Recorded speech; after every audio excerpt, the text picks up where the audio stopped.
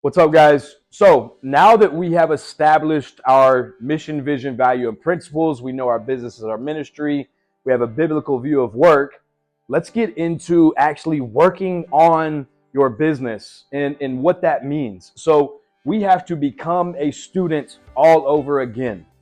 We have to.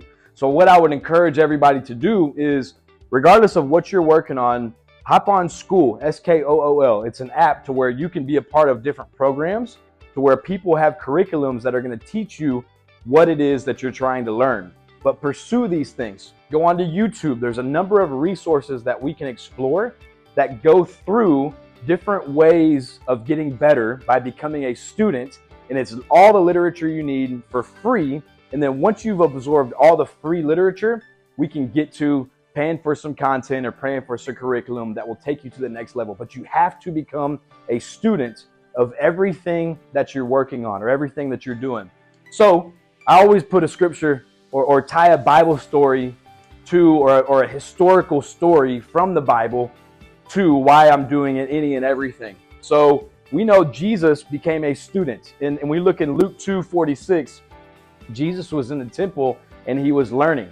So we have to take the same example that we see out of Jesus and we have to become a student of everything that we're doing. So give you another example. I added a sales team to one of my businesses, and there's 3 people on it right now. And so what I am doing is just becoming a student and absorbing all the content that I can about how to do any and everything through sales so that we can, number one, hire more people to come on and do that, because that gives us an opportunity to make an impact with these people and change families and a number of things. But then it also gives us the ability to sell more products. And when we sell more product, we have more of a reach across our country and ultimately the world. So become a student. And if you're struggling with the desire to become a student, pray that God will replace your current desires with desires that align with biblical things or biblical standards. And then we know when we do that, I promise you God will honor that. And then all of a sudden you will have these desires to act upon. And when we act upon these desires, man, we will fall in love with becoming a student all over again. The next thing is we have to delegate. So this is something that came out of my studying, was delegating. So we look in Exodus 18. Exodus 18 goes through, I'm not going to read everything from Exodus 18, but it goes through Jethro was Moses' father-in-law. And everybody was coming to Moses for every need that they had. And that was taking Moses' time. So Jethro came in and he said, Moses, why don't you appoint men to come in and they take all of those requests from these people, and then you handle all of the big requests and you take those to the Lord.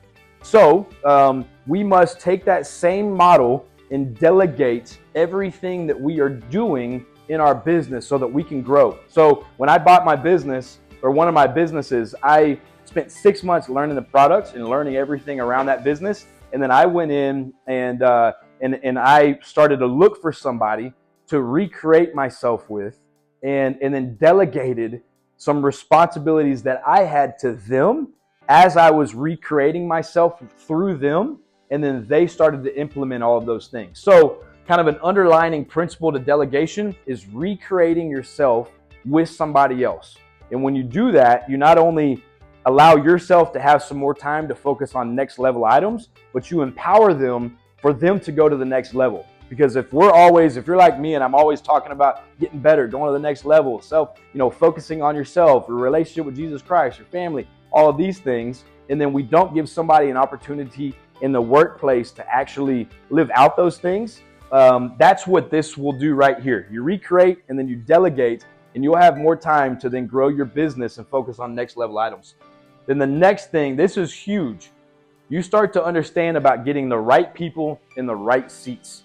And I promise you, when you partner up with Jesus Christ on your business, you make him the CEO, and you pray and you make these requests known to God, God will honor these things, and he'll start to move things around and bring people in your life that are going to fill some of these roles. And not only that, but you'll start to recognize that you have maybe already you have some wrong people in the wrong seats. Maybe they're the right person to do something else, but they're not the right person for this seat right over here. So when you do that, when you start to notice those things, start to move in the direction to find the right person to fulfill that role, and then find another place for that person to thrive if that's the route that you want to go. I mean, you may go a route that says, hey, it's time for us to part ways. Or, hey, let's move you over in this position over here. That way you can thrive on what your giftings are more than what you were in your current position. It goes right people, right seats. I promise you, when you start focusing on right people, right seats, then projects start getting taken care of faster. People start adding to your vision that's in place. Instead of having one implementer of your visions, you have multiple implementers of your visions. It's a beautiful thing. Now, when we tie that to scripture, I'll go back to Moses and Jethro. Moses was instructed by Jethro to get the right men in the right seats to take away some of his current day-to-day responsibility. And when he did that, it freed him up to focus on the big level things. Same thing with Nehemiah. God had burdened Nehemiah to go back and rebuild the walls. And when he did that, he got right people in the right seats to build that thing in 52 days when nobody else could do that. So he had people up top watching out. He had people down here building the wall. I mean, it was a beautiful thing when you go through and you read Nehemiah and you see how God instructed him to build that wall back. It's a beautiful thing of systems, processes, and automations. But these are some things when you're becoming a student. These are just a few of them. There's so many other things that I can go down that will dramatically change your business, and I will in other videos. But become a student and look at the example of Jesus Christ. Look at Exodus 18 and how you can start delegating some tasks, and then start praying that God will send right people for the right seats, and watch how your business will start to dramatically change. And then you just move in a position of just being obedient and of being quick to obedience.